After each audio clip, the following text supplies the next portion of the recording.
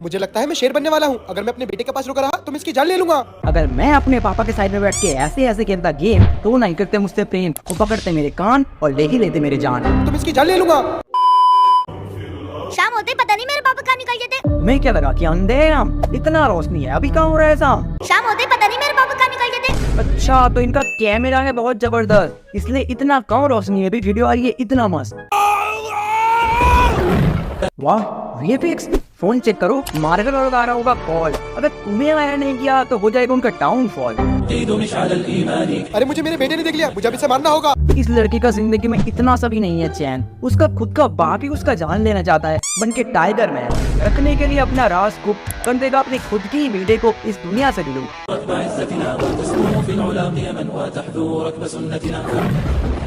मैं तुमसे मांगता हूँ भी, प्लीज मुझे भी सिखा दो कैसे करते लोगों को फूंक मार के ठीक।